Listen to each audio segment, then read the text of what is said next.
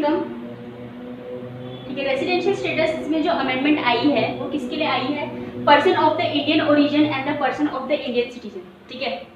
अगर सबसे पहली चीज ये देखेंगे कि जो भी इंडियन सिटीजन और इंडियन ओरिजिन है इनके लिए ये सेकंड बेसिक कंडीशंस इनके लिए नहीं है, ये exception to the second basic conditions है। तो सिर्फ अगर इनका रेसिडेंशियल स्टेटस निकालना है तो सिर्फ एक ही कंडीशन देखी जाती है कि ये greater than and is equals to 182 days है या नहीं।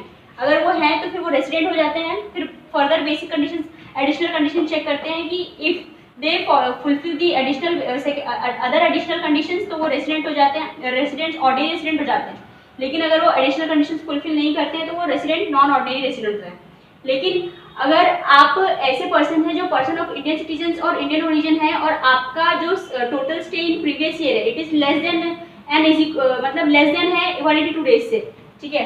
तो उस पर्टिकुलर सिचुएशंस में ऐसे लोगों के लिए जो सेकंड बेसिक कंडीशंस है वो तो फुलफिल नहीं होती है क्योंकि ये exception to the second basic conditions है। तो इनके लिए स्पेशली अमेंडमेंट आई है कि अगर आप ऐसे इंडियन सिटीजन और इंडियन ओरिजिन है जिनका प्रीवियस ईयर में 182 डेज से लेस क्या है स्टे है, अगर आप ऐसे इंडिविजुअल हैं, ऐसे इंडियन सिटीजन और इंडियन ओरिजिन है जिनका प्रीवियस ईयर में स्टे जितना जो है वो less than and is equals less than कितना है 182 डेज है, तो तब आप डायरेक्टली क्या मान लिए जाओगे? Resident ordinary resident. Resident ordinary resident अगर आप दो कंडीशंस क्या करते हो? फुलफिल करते हो। सबसे पहली चीज कि जो आपका टोटल इनकम है, ठीक है। टोटल इनकम मतलब क्या? जो ग्रॉस टोटल इनकम में से डिडक्शंस माइनस करने के बाद जो आपका ग्रॉस टोटल इनकम है एक्सक्लूडिंग द फॉरेन सोर्सेज, मतलब फॉरेन सोर्स से जो इनकम आई है उसको निकाल वो इंक्लूड नहीं करेंगे। अगर मतलब पूरी की पूरी जो इंडियन टोटल इनकम है फॉरेन इनकम को एक्सक्लूड करके जो सिर्फ और सिर्फ इंडियन इनकम है if it is greater than 15 lakh rupees, ठीक है।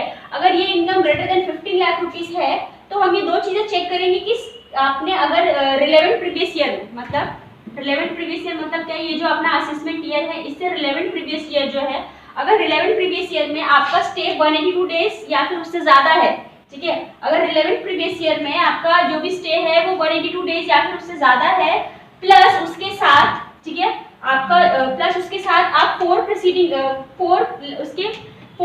प्रीवियस में 1 2 3 4 इन 4 प्रीसीडिंग प्रीवियस ईयर्स में जितना भी आपका स्टे है टोटल 365 डेज या फिर उससे ज्यादा है, मतलब ये दो कंडीशंस अगर आप फुलफिल कर देते हैं तो आप क्या हो जाओगे?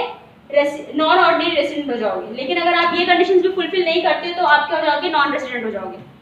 और अगर आपकी इनकम क्या है? ग्रेटर देन 15 लाख है ही नहीं तो आप डायरेक्टली क्या ट्रीट किए जाओगे? आपका रेसिडेंशियल स्टेटस क्या हो जाएगा? नॉन रेसिडेंट, ठीक है।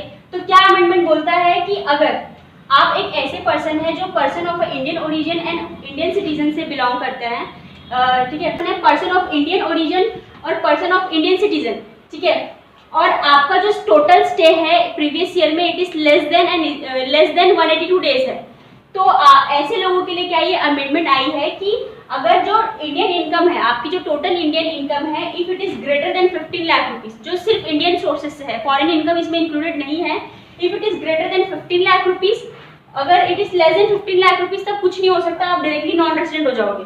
लेकिन if it is greater than 15 lakh rupees तो हम दो चीजें चेक करेंगे कि प्रीवियस ईयर में आपका जो स्टे है वेदर इट इज 182 डेज और मोर, और सेकेंड चीज कि आपके प्रीसीडिंग 4 सालों में और उस प्रीसीडिंग प्रीवियस ईयर के भी इस रिलेवेंट प्रीवियस ईयर के भी प्रीसीडिंग 4 सालों में आपका टोटल स्टे कितना होना चाहिए? 365 डेज और मोर होना चाहिए। अगर आप ये दोनों कंडीशंस फुलफिल कर देते हैं, इफ यस, तो आप resident non ordinary resident treat किए जाओगे।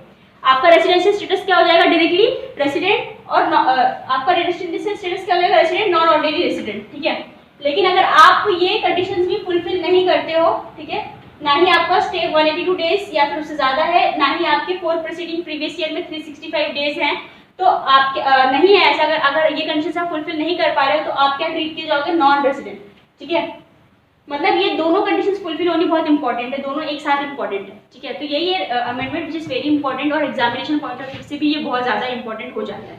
It's also one of the very important amendment under residential status कि आपको डीम्ड रेसिडेंट, किसी भी इंडिविजुअल को क्या कर लिया जाएगा? डीम्ड रेसिडेंट मान लिया जाएगा अगर इंडिविजुअल सेटिस्फाइड, ठीक है। तो ये डीम्ड रेसिडेंट का क्या है प्रोविजन का सेक्शन 6(1)(a) इसके बारे में बात करता है। अगर आपने ये कंडीशन फुलफिल कर दी तो आप directly directly individual shall be non ordinary resident if the following conditions will be satisfied. क्या फॉलोइंग कंडीशंस है? सबसे पहली कंडीशन ये है इंडियन इनकम अगर आपकी ग्रेटर देन 15 लाख रुपीज़ है, ठीक है। अगर आपकी जो इंडियन इनकम है, इंडियन सोर्सेज से जो इनकम है, if it is greater than 15 lakh rupees.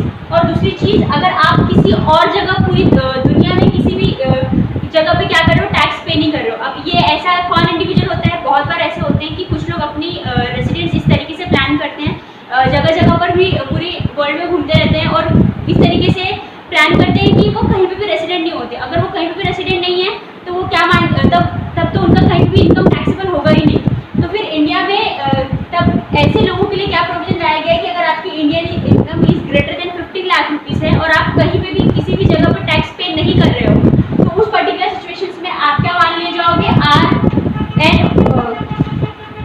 अगर आपकी इनकम कितनी है? ग्रेटर देन 15 लाख रुपीज़ है और आप कहीं पे भी टैक्स पे नहीं कर रहे हो, तो आप कौन मान लिए जाओगे? NOR, मतलब नॉन ऑर्डिनरी रेसिडेंट, ठीक है। तो यही इंपॉर्टेंट अमेंडमेंट था कि जो ये बोलता है कि अगर कोई भी ऐसा इंडिविजुअल है जो पूरी दुनिया में कहीं पे भी रेसिडेंट नहीं होता है, रेसिडेंट नहीं ट्रीट किया जाता है और कहीं पे भी टैक्स पे नहीं कर रहा है और उसकी इंडियन इनकम सोर्सेस कितनी है? ग्रेटर देन 15 लाख रुपीज़ है, तो ऐसे इंडिविजुअल को क्या मान लिया जाएगा? Non ordinary resident.